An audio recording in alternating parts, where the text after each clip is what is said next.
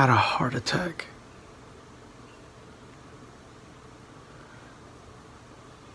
My heart stopped.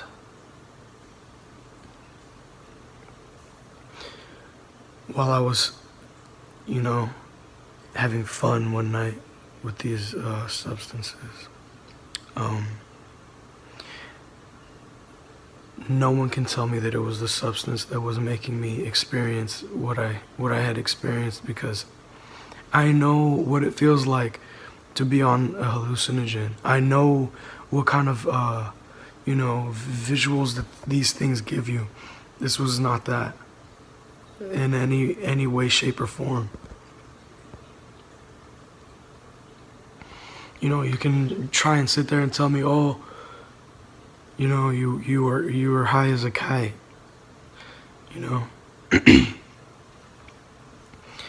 but I know what being high feels like, and I know what being high does, to your perception. This was not that in any way, shape, or form. I felt my heart stop. I felt my lungs stop breathing. I felt all my muscles shut down, and I couldn't move. I couldn't even open my eyes.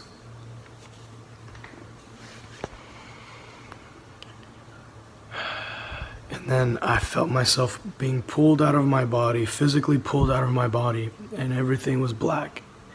I was moving fast. I felt the sensation of moving so fast. And then I see this light in front of me. It's like this pinpoint of light.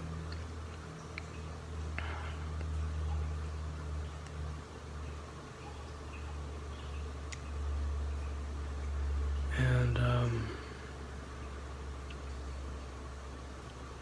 it just gets bigger and bigger and bigger the faster I'm moving towards it. And then this light is right in front of me. It's so bright I can't even look at it. I'm looking down. I instantly knew, because I asked in my head. I was like, is this him? Is this, could this be him? Where am I, first of all, because being an atheist, you're not gonna accept immediately that you're standing in front of an intelligent designer. The Alpha and Omega, the creator of you and I and everything that we stand on and breathe in. And there was no comprehending it until he answered that question for me.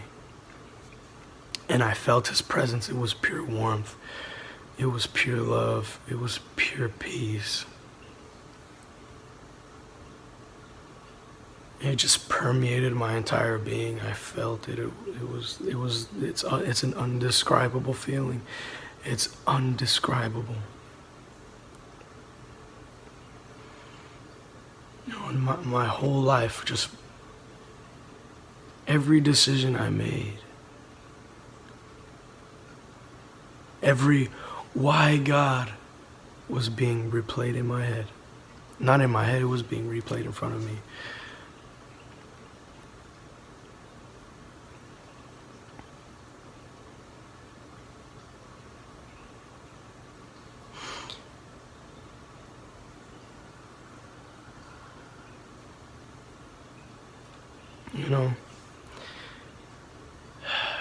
And I was still skeptical.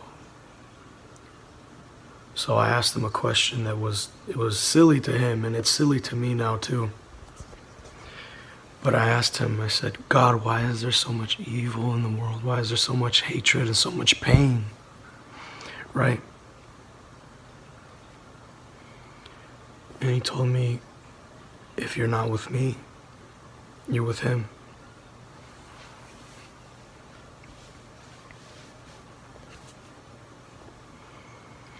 His presence left.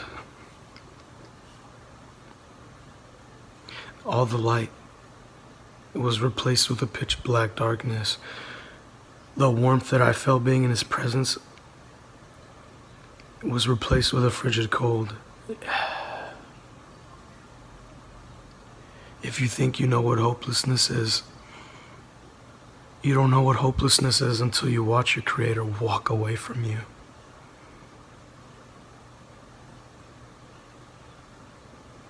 Until you feel the love of our Father in heaven leave you forever. And then I see these eyes open up in front of me, these bright glowing red eyes.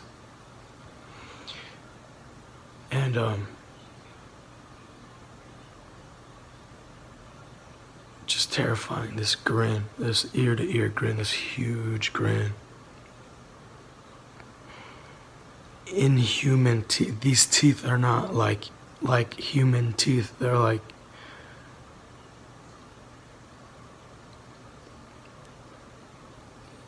a rabid dog, just razor sharp teeth. No, not a rabid dog, like a shark.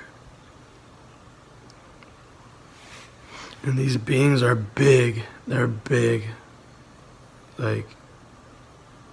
They're giants, like literal giants.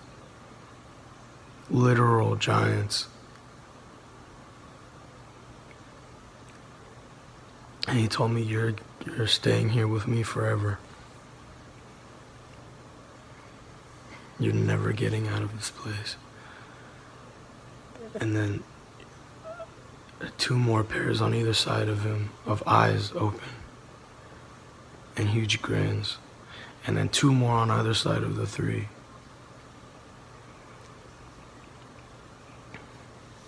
I try to get up to run. One pinned me down for each of my limbs. And the first one started cutting me up and opening me up. It just wiped across my chest and my whole chest opened up. They pulled all my insides out. They chopped my limbs off, chopped them into little pieces, ripping them to shreds. They ripped my eyes out. I screamed. They pulled my tongue all the way out and cut it out.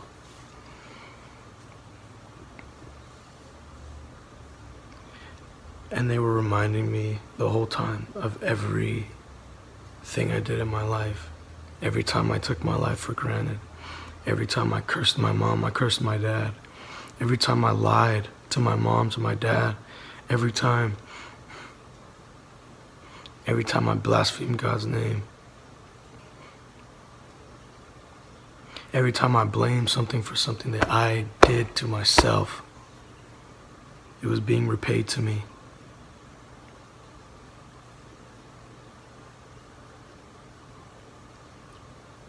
And as much as it hurt, and oh, it hurt, I felt everything. Everything. I felt everything. It's an unimaginable type of pain. This brain that we have, this physical body that we have, the senses are limited. They're limited. They're limited to synapse and firings of flesh, right? When you're taken out of the flesh vessel, when you take the meat goggles off,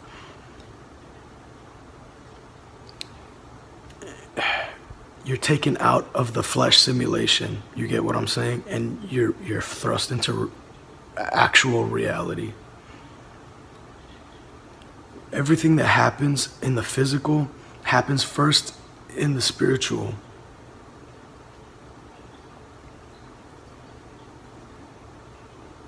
So this is like it's like a resonance of what happens in the spiritual first. This is like it's a reflection. So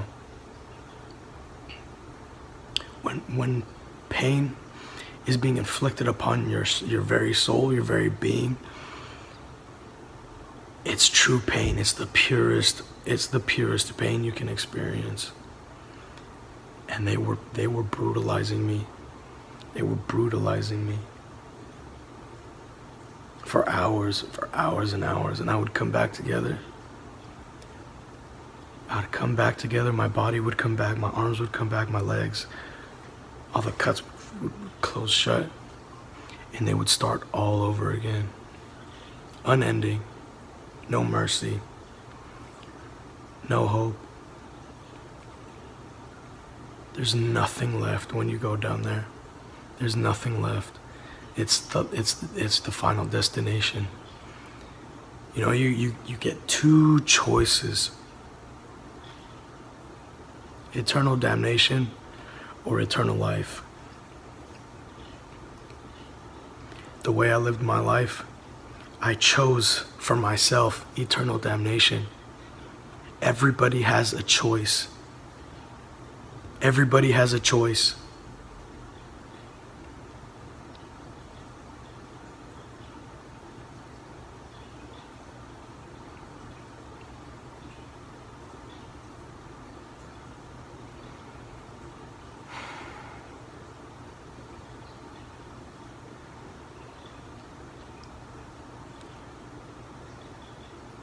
That was the price I paid for turning away from God. Because I was angry at him. When really I should have been mad at myself because I did it to myself.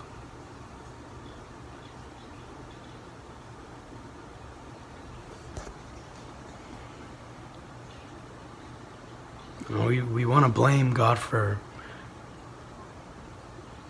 the bad things that happen to our life, and we never thank him for the good things that happen in our lives. We never thank him.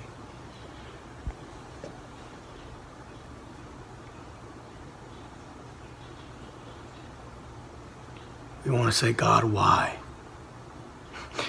Never say that, ever. Never let those words come out of your mouth, please.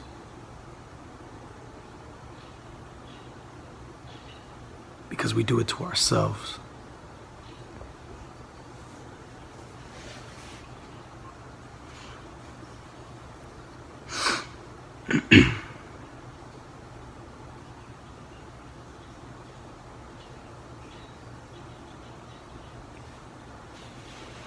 I'm not trying to put anybody down. I'm not trying to, you know, we all have things we gotta work on.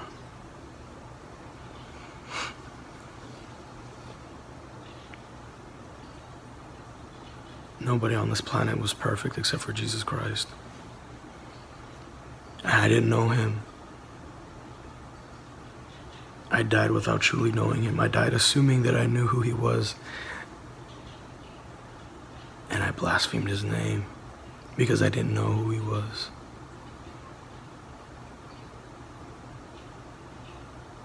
And in my utter pain, through all the torture that I endured in hell, I screamed his name. I screamed it out. I screamed, Jesus Christ, please save me. Get me out of here.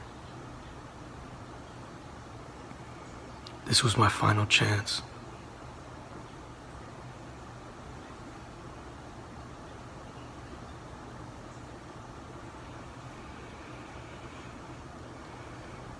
These things backed away from me, and I felt a warm hand on the back of my neck.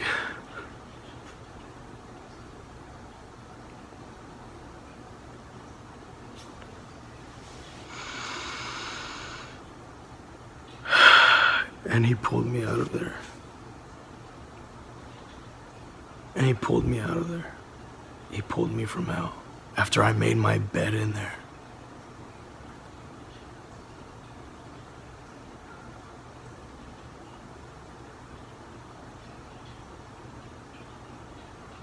I made my bed in hell. And he had mercy on me.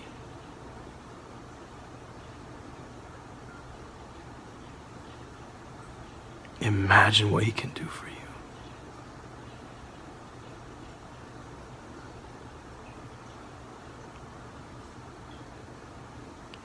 You know, and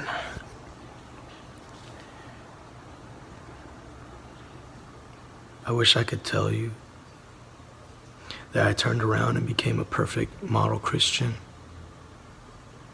It took a long time for me to even realize what happened to me actually happened to me. I was trying to block it out of my mind because every time I remembered it, it broke me down. And I could feel these things that tortured me. They were watching around the corner, you know. They hated that I made it out of their clutches. They hated that because I had a testimony and they weren't going to let me share it with people. It's been 2 years and I haven't been able to open my mouth about this and share it publicly. Because I would break down, I would cry, I wanted to forget so badly. I wanted to tell myself, no, you know, like, that couldn't have happened.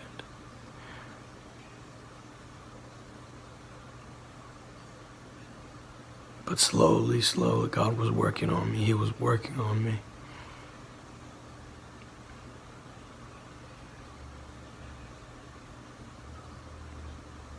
He never stopped. He never stopped believing in me. Even someone like me, even someone who blasphemed his name, even someone who ran away from him, even someone who didn't want to believe.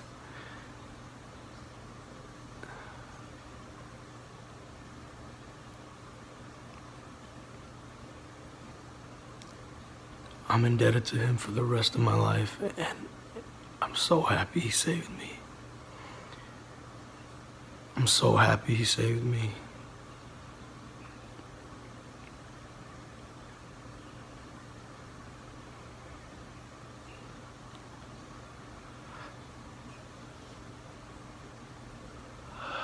I just haven't been the same since. I haven't been the same. He showed me how to read his word, and it came out of nowhere, you know? Like, I've never, ever in my life, I had never, up to this point that I'm about to tell you, I had never looked up anything related to the Bible, but the book of Psalms showed up in my suggested videos, just out of nowhere. One night I couldn't sleep because I felt them. These things, I just felt pure fear, and I heard them again. They were mocking me. I was falling asleep and I could hear them. They wouldn't let me sleep. They were gonna take me again, but I played the book of Psalms and they went away.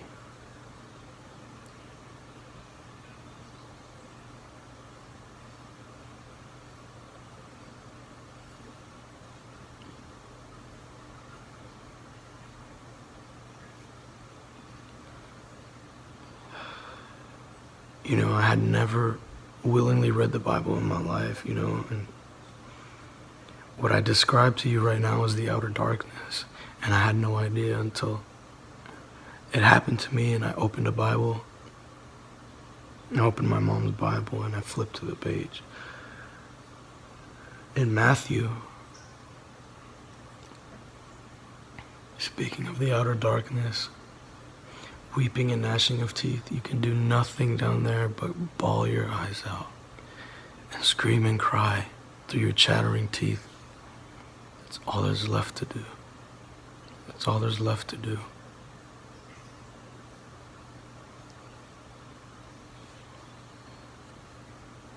I'm lucky I got a second chance. I'm so lucky I got a second chance.